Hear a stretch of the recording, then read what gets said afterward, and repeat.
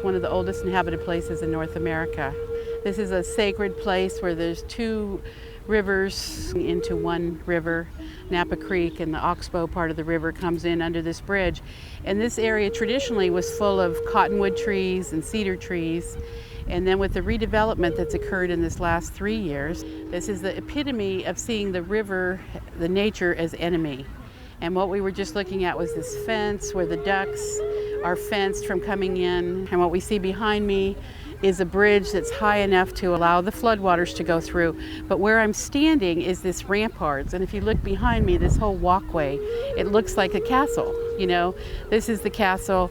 This is the walkway where the knights would guard the fort, you know. And what they're guarding against here is the river, is the natural world. The natural world is the enemy. Over here was Napa Creek, and you can see that island is eroding away. It was eucalyptus trees and cedar trees just a short 4 or 5 years ago. Those all got pulled out, and in its place this steel and gray wall. This idyllic spot, this sacred spot, is now a walled fortress. This is that post-colonial period kind of raging against the enemy. Our elder Jim Big Bear King used to remind us all the time that what's sacred in the earth is the sky, that the sky is the roof, the earth is the floor, and the fire is the heart. And without these things, we cannot pray. The way that we live on the earth now, it steals the sky and it barricades against the water, it barricades against the earth. Jim used to remind us that steel is brought up from the bowels of the earth. The plaster is brought from the skin of the mother. All these rocks, that they've been pulled here and brought here to this place where they didn't exist. And now the bridge has been put in. Those pillars were pounded in over almost a year-long period to withstand the storms, which of course we all want. But it still is more of the same. What we see are gates, fences, and walls. And who's the enemy here? It's the river. In the way, in the way, in the way, in the way. I remember as a child when I was I'd say 5 or 6 years old, the lake was so clear that if you dropped a dime in it, you could see it sparkle to hit the bottom, and you could see it at the bottom of the lake. Now, if you throw a dime in there, you lose it forever. It has so much moss and just growth in there. That happens because of the fact that they brought the bass into Clear Lake. And they've eaten all the fish that are normally in this lake, and the frogs and the turtles. We don't see no frogs or turtles anymore, or the little water dogs, or a lot of the seagulls. We don't have hardly any seagulls anymore. And the lake really smells bad, and there's always dead fish in it. If we took the bass out and brought the fish back, which a lot of the hitch and stuff, I don't know where they can get those or if they're providable anymore to put into the lake, that the lake would change. And I really believe that, because that's what was in the lake before. The frogs, the turtles, the fish, and the clams. There's no clamshells. I mean, we used to walk on the beaches and you could see the clamshells. I mean, you step on them. In the way, in the way, in the way, in the way, in the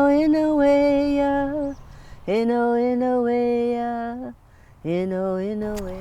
Ayukui, Naknau Jean McCovey. My people are from the Klamath River, the Nur from the Pacific Coast in extreme Northwest California. I was born in 1951 in Hupa Valley Indian Reservation. We have endangered species.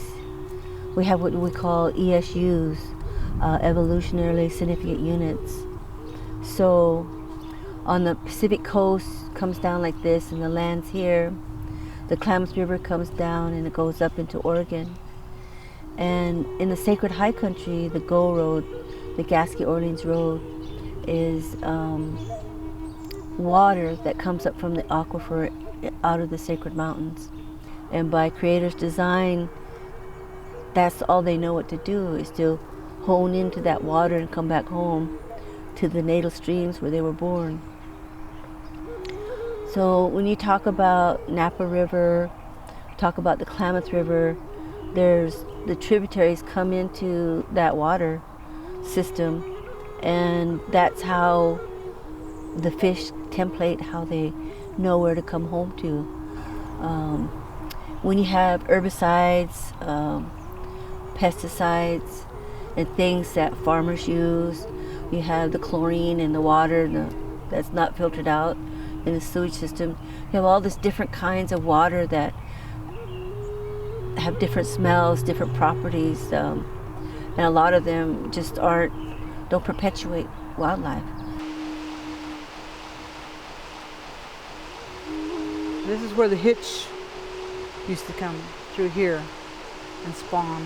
I remember as a kid I used to catch hitch with my hands. We'd go down here and people would go, well, you guys use a spear. But no, we used to grab them by our hands and throw them on the beach. And then somebody else would, clean them. And even our dogs used to catch the fish. They'd go in there and catch the fish and take them back to land. It's so funny to see the little dogs do that.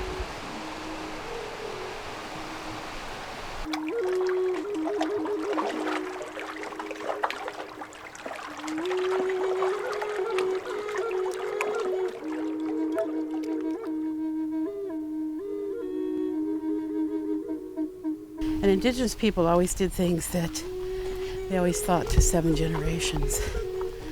7 generations from now, how would the world be affected? It's hard to think of areas like this, natural areas of beauty, which, again, the whole valley used to look like this. The whole Napa Valley was this idyllic, paradisical area that is just being literally eaten alive.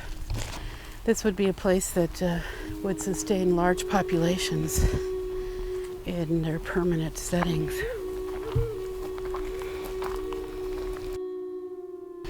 And this is the Napa River, and you used to be able to swim in here all year round and raft.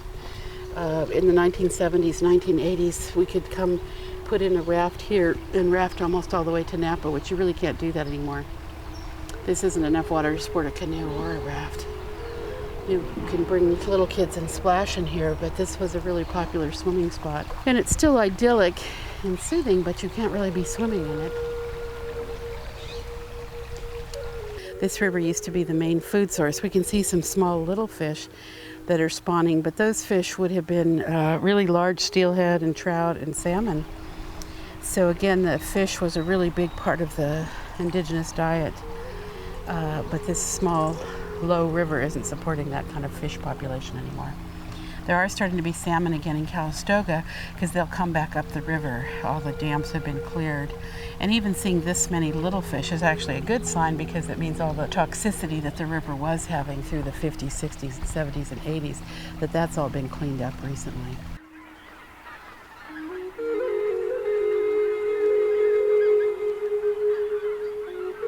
And a lot of these children that you're teaching are going to inherit a lot of these vineyards. And they are now learning that what they put into the ground is directly tied to themselves. As to where across the street, they're in it for commerce. They're not as concerned as to what goes into the ground. So by what you're doing here, you're helping future grape growers and vineyard managers learn how to protect themselves by protecting the earth. My name is Cuauhtemoc Villa. I am a parent volunteer here at Mount George Elementary. I've been teaching organic farming. We here at Mount George try to use the microorganism as a basic tool to river restoration. We use a method called bokachi balls. And what this essentially does is it takes healthy soil and we roll them into a ball. And the healthy soil is teeming with beneficial microbes. And the beneficial microbes are then fed a small food source, molasses, which gives them a chance to repopulate within the environment. It gives them a head start in their bioremediation. So essentially taking clean mud and putting it into the river system will breed out new microbes because the beneficial microbes is what's lacking from the river and why the pollution is able to accumulate. It's all due to the lack of the microorganism and the protection of the microorganism.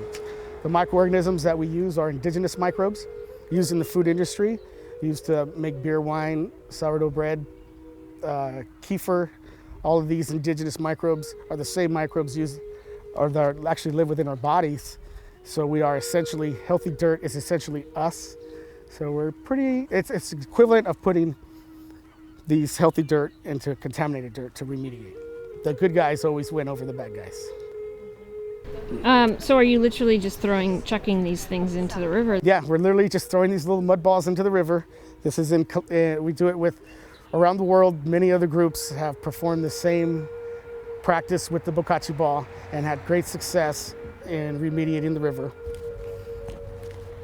Okay, this is the mud that they used. We mix the sugar and the mud together, and then the kids will take the mud and create and hand roll these little mud balls. Billions and billions of beneficial microorganisms, all dormant, waiting to be released. They go into the water. Sometimes they're placed on the riverbank, which allows the mycelia to form a network, holding the riverbank, preventing it from washing out into the river, stopping erosion. It's also instrumental in eating large amounts of silt, which seems to be plaguing the Napa River. It'll digest the silt and release it back into the river as beneficial nutrients for some of the smaller life forms.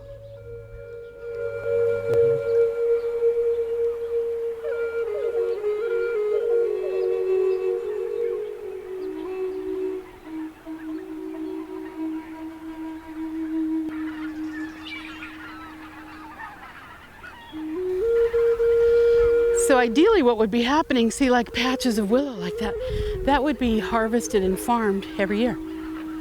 And so the willow would stay really viable, and it would be used for baskets and blankets and everything else. And the baskets were used for everything. Like how we use pots and pans and bowls, that's how baskets were used by first people. There's a lot of basket weavers here a long time ago. This was my grandmother, my great-grandmother, Annie Snow, and it's on my mother's side. And on my father's side, which is from Pinoleville, Molly Jackson and Jenny Jackson, which was my dad's grandmother, were all basket weavers. And they collected their willows down by the creeks. There's a creek in Pinoleville, there's a creek right down here, not more than 2 blocks away. They can go and collect willows. But the baskets are a part of the culture that I'm trying to keep intact to the best of my ability. I want to learn the best I can. I mean, there's not a lot of people around to teach us today because of what's happened in the past. But the past is in the past, this is the future, and I want to try to bring that, to my children and my grandchildren. The culture and the history is the best I know.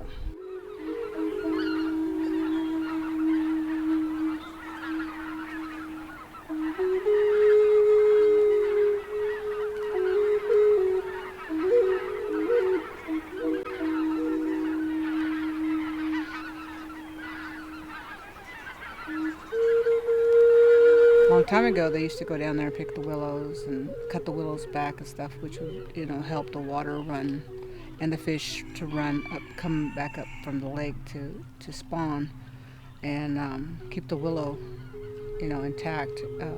Now there's a lot of trees and bushes there that need to be cut back and burned, and it causes a lot of flooding problems. In 2005, we had a flood, and we were afraid of the water overrunning and coming in here. It was only like a foot from the top of the levee. So we need to have people go down there and clean the willow out so that the water can run into the lake.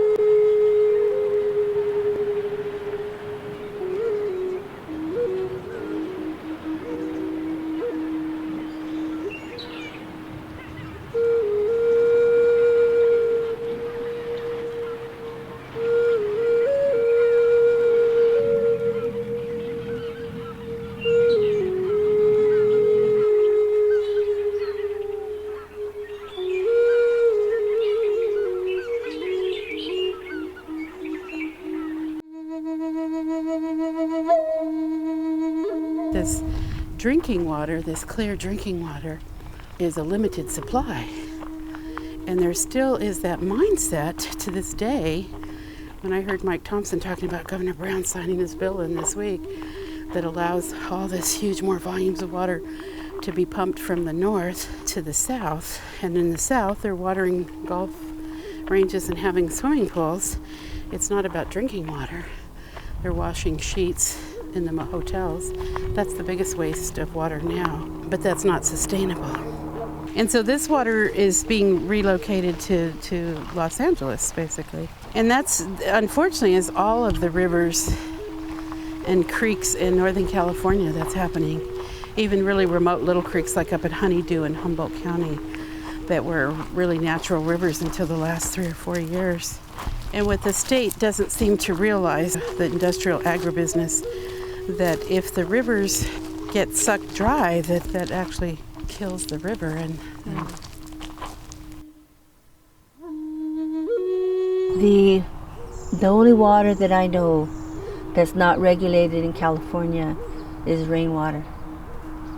Once it hits the ground and it runs off someplace, there's an agency that monitors it, regulates it, and beneficial uses for fish, for people, for wildlife, for farms, for gardens, are all beneficial uses, and so we all end up having to fight over water. California has been a rogue.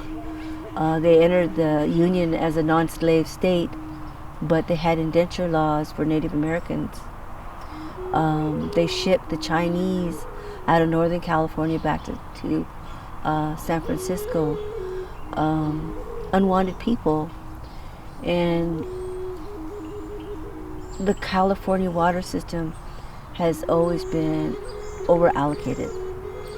And so in times of drought, in times of shortage, we had what they call Western water law, meaning the first in time had first in right. So the first miner who diverted the water in times of drought, those who got the water allocated after that had their water turned off first, so that the first in time had first in right. And so our indigenous people have that right of the time of our creation of our reservations, the time of being recognized as Native Americans, is a time of prior appropriations, that we were set aside for the reservations and the water and the livelihood of our fisheries. If we decided to be farmers, then that appropriation of water was the date that those reservations were created.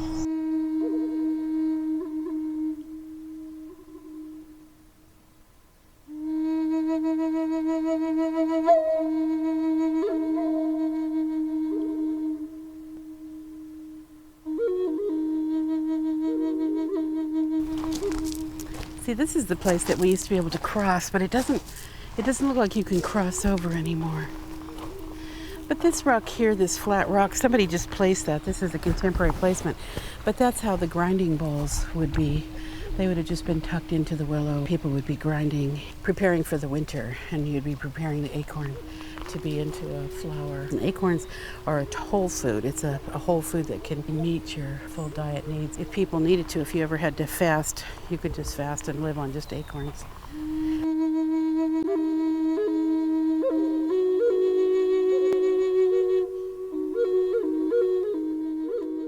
I've been trying to talk to many winemakers about having them become better stewards of the land so they can produce not only better quality grapes, but grapes they can feel good about, knowing their children would be able to inherit this land. I sometimes feel they're only in it for the short term, until the red mark reaches black in their profit books and they're ready to move on. But we're stuck here to live where they have destroyed. It's scary too to make the step to grow a grape where the land's more important than the vine itself. You ask them to detach themselves from everything that they've ever trained. And this is a big responsibility.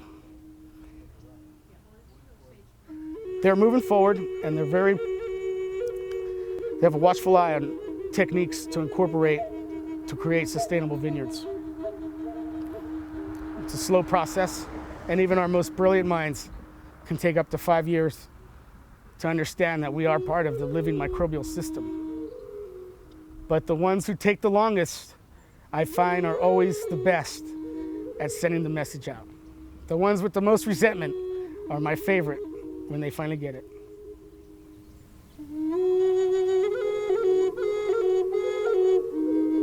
For 60,000 years, humans came and harvested willow and tule and cleaned out all the scrub brush and weed. What the native people would do is burn through these areas, and that would take care of all the brushy stuff.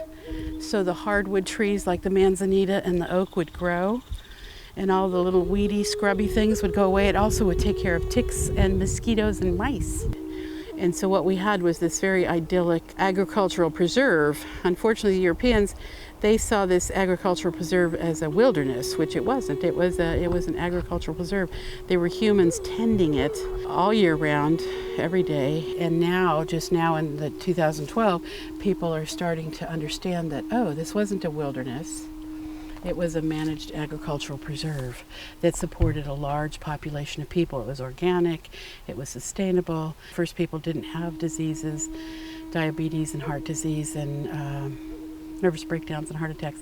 Those diseases were non-existent, and now they're just prevalent. Obesity wasn't happening because we, as people, we would have just been moving all day, moving from swimming to foraging to singing and dancing. I'd like to see it go back to that. A lot of times people say, what is the goal? And I think the goal is to come into understanding to, really reduce population or try to keep the population at zero growth right now that's on the earth. And then come back in, moving back towards sustainable organic agriculture that's not poisoning the waters, to really conserve the water so that these rivers and lakes can be replenished. And there's a movement, an indigenous movement, but also within the environmental movement, to go full circle. I always say if we keep things going forward, we'll come back to where we started. And I believe by coming back to this place and being part of helping to preserve this place when it was being developed all around, I was living on this road, and I was just one little voice. I was not one of the lead voices at all, but just one person who said, yeah, let's put this preserve in place and preserve what was the precious beauty of this valley. And this was the agricultural preserve.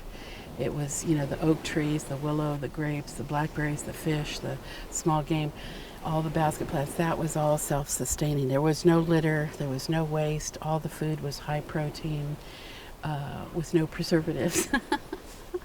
The preservatives were the natural drying. And so I think if we can come full circle back to that kind of lifestyle and then really reduce our water consumption, that we could come back into balance. I really still believe that.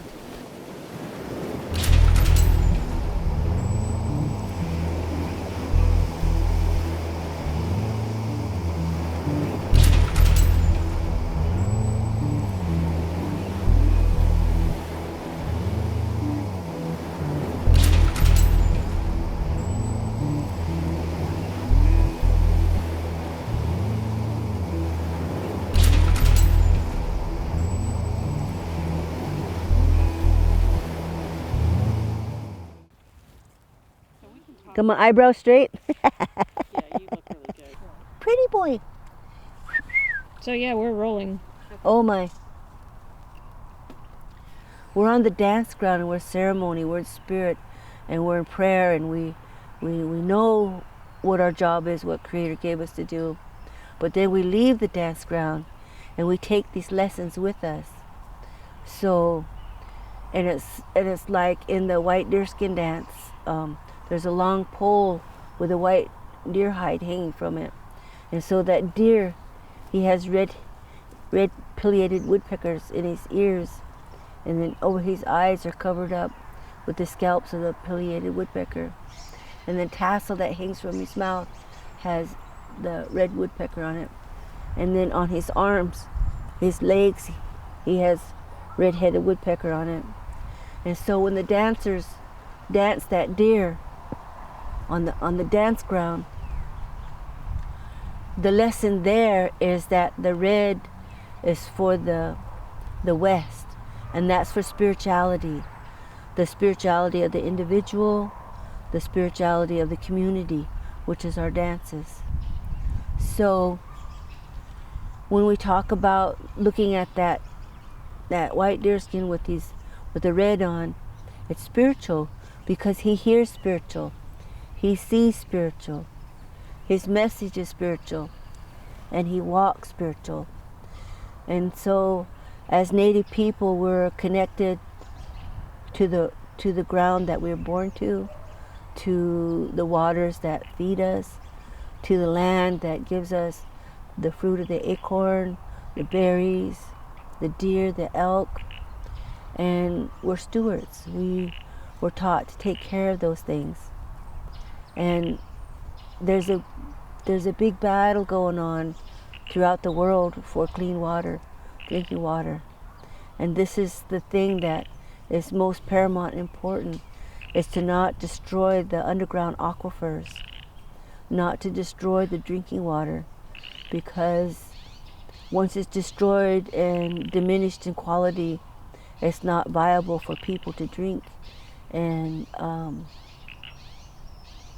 we need to be cautious, we need to be careful, we need to be good stewards. When you have someone that mines down this way and rots out this way, and they fracture the land, they fracture the structure, they go through the aquifers, they drill right through them. Uranium mining is the same way, that they have no care. Their greed for the uranium, for the tar sands, is more important than people's water. The underground aquifer is going someplace. It's going to come up someplace. Mother Earth does that. She cleanses that water and she gives it to us. And through the corporations and countries, states, they're destroying what is ours, what is our birthright, what is humanity's need for clean water. We all live in this world, and it's like in the atomic age, when the bomb comes, we're always down, someone's always downwind from there. The same thing is with the streams and the water. You know, the ridge is like this, and the water comes down and the stream comes down. There's always somebody downstream. So what you do upstream affects those people downstream. And as stewards, we need to be mindful of all the users, because it's precious. The water's precious.